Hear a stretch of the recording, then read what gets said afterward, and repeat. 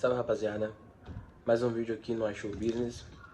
E hoje a gente vai falar sobre um assunto que precisa ser falado e tá mais que na hora. Vamos falar sobre como as novas tecnologias que estão surgindo no mercado, elas impactam a nossa economia. Principalmente a brasileira, mas a economia no geral, a economia no mundo. Então, a gente começar a discutir esse tópico, a gente precisa primeiro aceitar. Por que aceitar? Aceitar que a tecnologia, ela já chegou, aceitar a tecnologia. Porque a tecnologia, ela é um conceito não novo, não é novo, mas ela foi mais abordada e mais discutida por agora com o surgimento das inteligências artificiais, as redes neurais e todo esse tópico aí que veio à tona, que veio para facilitar a nossa vida. E não só a nossa vida, como tudo. Tudo. Então, primeiro a gente tem que aceitar que a tecnologia já chegou e, de certa forma, já dominou parte e a maior parte, né, do mundo. Porque, se a gente for fazer uma análise, a gente consegue ver que desde a Revolução Industrial, a terceira Revolução Industrial, tem gente que discute por uma quarta por agora, por causa dessas novas tecnologias que chegam, de realidade virtual, inteligência artificial, redes neurais, machine learning, mas ainda não é nada comprovado historicamente, então a gente parou na Revolução Industrial, na terceira Revolução Industrial, que a gente parou, que até agora a gente estagnou nela. E, então, não é um assunto novo, mas a gente precisa discutir porque agora com a chegada dessas tecnologias de comunicação, a gente se comunicar e falar sobre é muito importante. Então a gente começa a falar sobre aceitação, a gente aceita, a gente tem que aceitar que a tecnologia já chegou. E agora como lidar com isso? Socialmente falando, né, a gente tem que falar sobre como impacta no mundo e no Brasil. A gente começa falando sobre os principais líderes dessa revolução, as empresas que estão investindo nisso, estão falando sobre isso. A gente fala sobre Google, Microsoft, OpenAI, que é a empresa do ChatGPT, essa responsável pela criação do ChatGPT e a maior responsável pela procura, pela essa nova procura dessa nova tecnologia, que é a inteligência artificial, que é o assunto mais debatido, economicamente falando, nesse tempo, porque a inteligência artificial veio para automatizar tudo, automatizar tudo. Então, ela basicamente é uma tecnologia que você consegue automatizar todo o processo que você tem. A gente falando sobre empresas, né, dessa abordagem mais empresarial, a gente consegue ver que o quanto a inteligência artificial consegue ajudar no processo administrativo, no processo financeiro, no processo de marketing, relacionamento, RH. Então tudo as empresas hoje elas têm que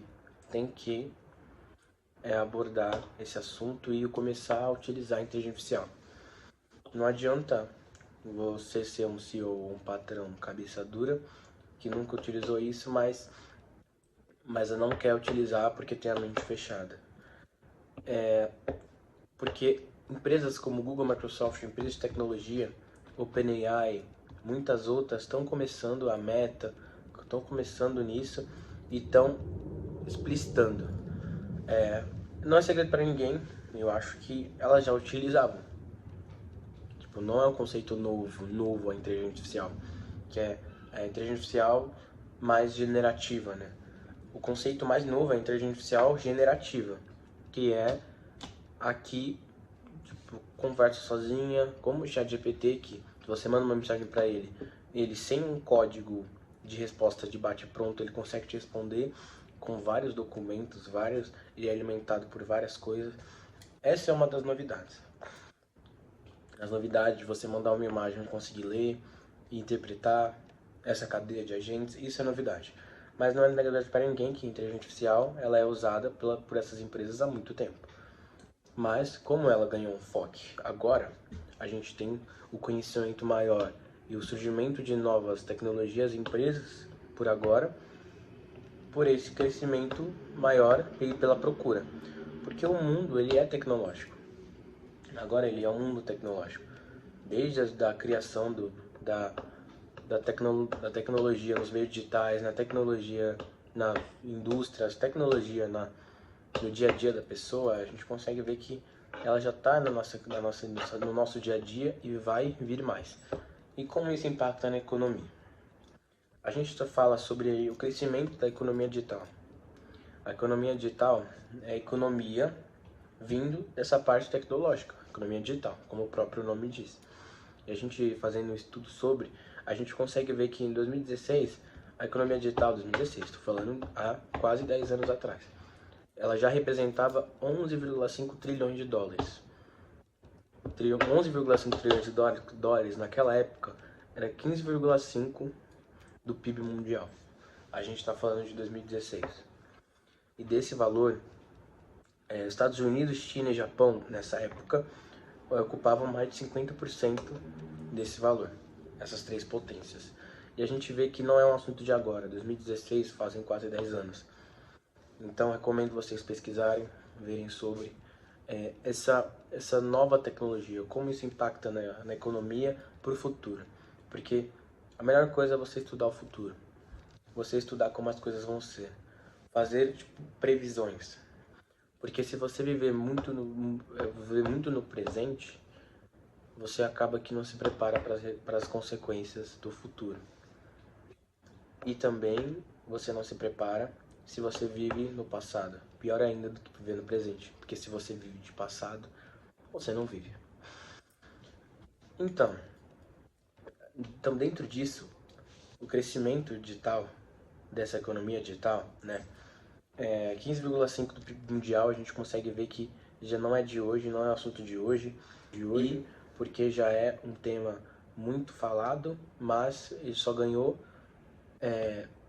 notoriedade das pessoas em geral, não só de especialistas da área, programadores, desenvolvedores, empresas desse ramo, por agora, com o surgimento das LLMs, que são os Large Language Models, que é um conceito de inteligência artificial, que são os modelos das IAs generativas, que são os que nós usamos como o Copilot, é uma LLM, o ChatGPT é uma LLM, a Llama da Meta é uma LLM, o Gemini é um LLM, e esses LLMs, eles, com o surgimento deles, por agora, nesse 2024, nosso ano, a gente consegue perceber que eles dominam o mercado.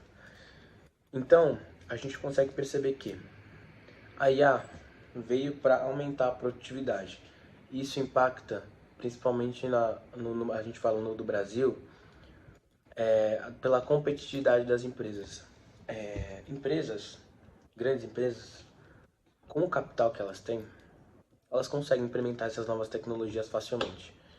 Não digo facilmente porque, retiro o que eu disse, facilmente não porque hoje, no Brasil e no mundo, profissionais que sabem trabalhar bem com inteligência artificial, estou falando da parte mais de código. Código, inteligência e conhecimento sobre inteligência artificial, e principalmente a generativa, e redes neurais, machine learning, ela é escassa no mercado hoje. Se você sabe sobre isso bem, você se destaca e muito, entende? Mas, como não é facilmente para elas, porque esses profissionais são difíceis de achar. Mas, financeiramente falando, não é um problema e traz muito retorno. Mas, se a gente for falar das empresas que não conseguem e não têm dinheiro nem embasamento para conseguir essas novas tecnologias dentro da sua empresa, a competitividade cai. Porque pequenas e médias empresas, né, se a gente for parar para pensar, elas não têm muitos CEOs, donos, que são muito aptos à tecnologia.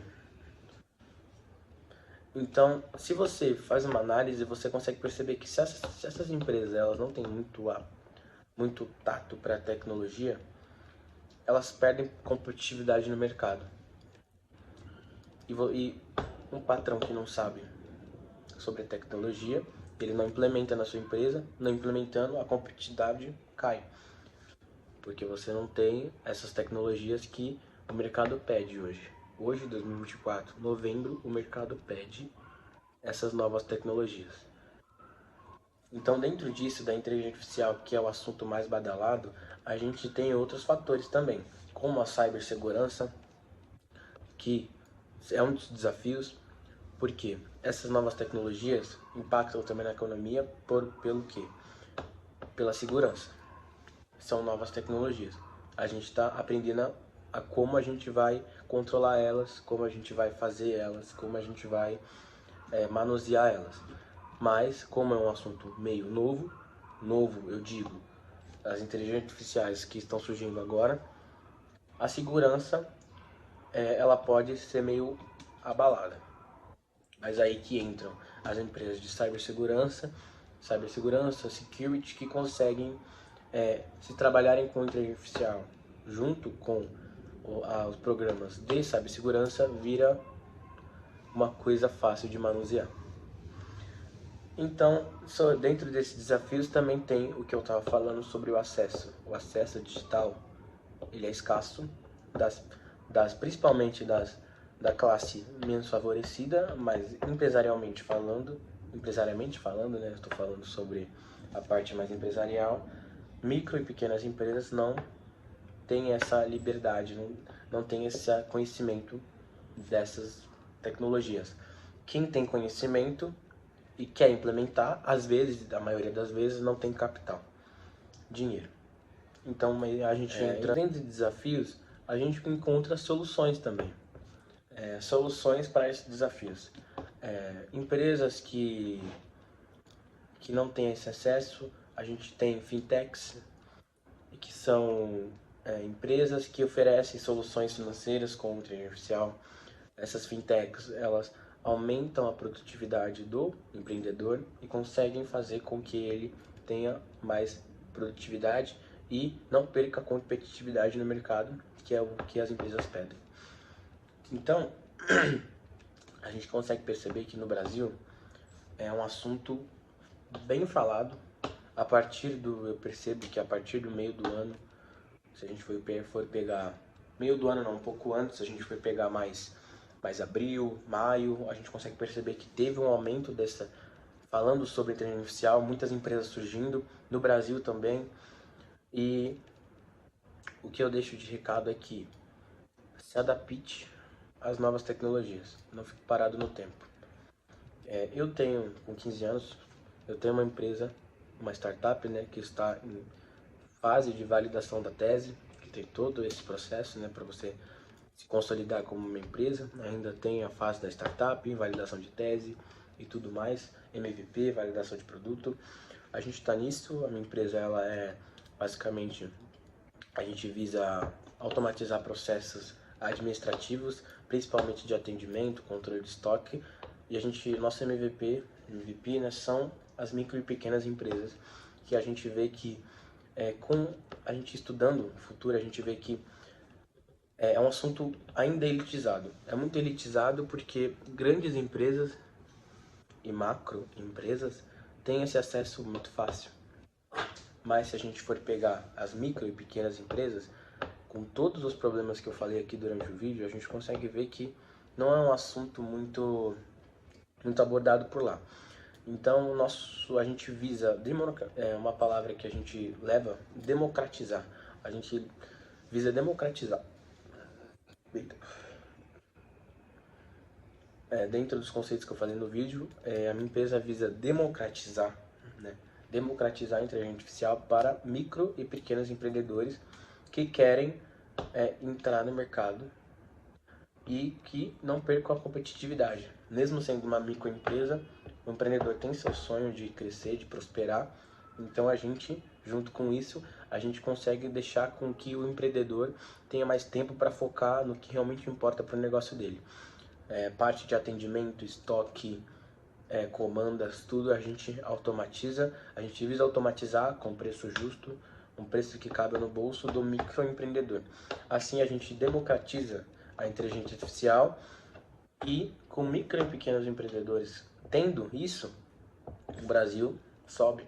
E a gente não visa só o Brasil, mas se a gente for pegar as empresas brasileiras, se a gente fazer uma análise, a gente consegue ver que as micro e pequenas empresas, se elas têm base para o futuro, o nosso país só tende a ganhar. Concorda? Então, basicamente é isso, pessoal. Espero que vocês tenham absorvido um pouco do conhecimento. Dúvidas, deixem nos comentários. E eu espero que realmente vocês tenham entendido por que a inteligência artificial, não só a inteligência artificial e essas novas tecnologias que vão surgir, elas não podem ser esquecidas, não podem ser ignoradas. Principalmente no ramo empresarial, a gente tem que usá-las, sugá-las ao máximo. Se você quer fazer dinheiro, a gente tem que usar, porque é o futuro e é o futuro que já virou presente. Então é isso, pessoal. Obrigado, valeu. Tchau, tchau.